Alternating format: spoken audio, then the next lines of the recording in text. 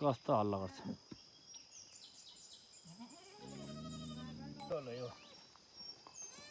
बाख्रा त आम्मामा हो बाख्राकोट दामी ए टन्नै रहेछ है बजु अब त यस्तो गोठहरू प्रायः बनाउनै छोड्यो सबैले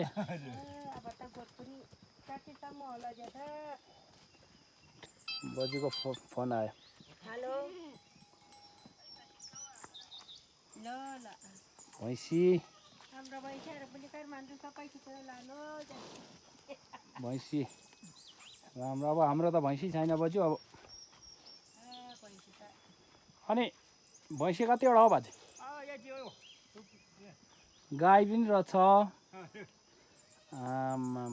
दामी रहेछ गाईको त बात छ कि बाछी म त अस्तिको दिन बजु बुधबार म एक्लै बच्चाहरू स्कुल छ त्यही भएर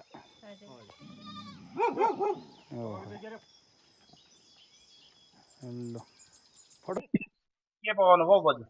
भात पकाएको दुईजना पुग्छ त यतिले पुग्छ नि पुग्छ है अनि बाजे चाहिँ त्यो खानु पनि सक्दैन हो अनि तपाईँ चाहिँ पकाउनुहुन्छ कि बजुले मात्रै हो तपाईँ त खाने मात्रै हो क्या हो म पनि यताउता गर्दा अब तरकारी पकाउनु पर्यो दाउरा घाँस काट्छ अनि के हो बुढीको त त्यति खानु पाउने काम त हो नि केटाकेटी सबै उठेर गयो अब परापुरी दुईजना छ नि जेठो के गर्नु त नि यस्तै हो सबै कति सालमा बिहे गर्नु हो तपाईँ हामीले त्यस्तै 39 सालतिर होला 39 सालमा हजुर ए दुई छोरा दुई छोरी हजुर अब त नाता नातिनी हो ठुलो भइसक्यो सब स्कुल नातिनी कतिजना छोरा कान्छाको दुईटा छोरा कान्छीको दुईजना कान्छालाई छोरै छोरा दुईजना अब त 15 वर्ष पुग्न आँट्यो कान्छाको छोराले पनि जेठाले हजुर 15 वर्ष पुग्नुलाई अब त 14 पुग्यो होला यस रमाइलो छ नि जिन्दगी है मिठो मिठो रमाइलो छ नि यो चिजहरु खानु पाउने सिस्नो हजुर जंगलमा है जंगलमा चाहिँ हो त्यस्तो त्यो पाउँछ यो जंगलमा पनि के खानु र जेठा के गर्नु चोरु त पाउँछ अनि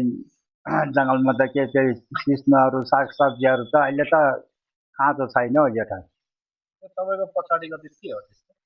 यो डेली हो कसले बुन्नु भएको यो त्यो आफैले बुनेको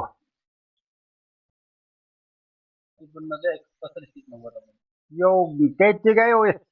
यो दुखे मान्छे अनि यसो हेर्यो गोठको एउटा दरज भन्नु हजुर हाम्रो हुन्थ्यो पहिले गोठमा त यो एउटा डेली हजुर यो डेली चाहिँ नभए फेरि त्यो सबै राख्नु पर्ने जिउहरू दुधहरू काठहरूले दुःख गरे पनि लाउनु खानु मात्रै सुख हुन्छ त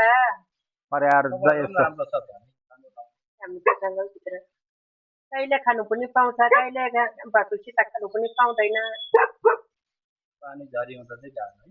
झरी बादल हुँदा चाहिँ गाह्रो नै हो अहिले बिमार हुन्छ नयाँ बुढी भएपछि नसकिरहेको जेठो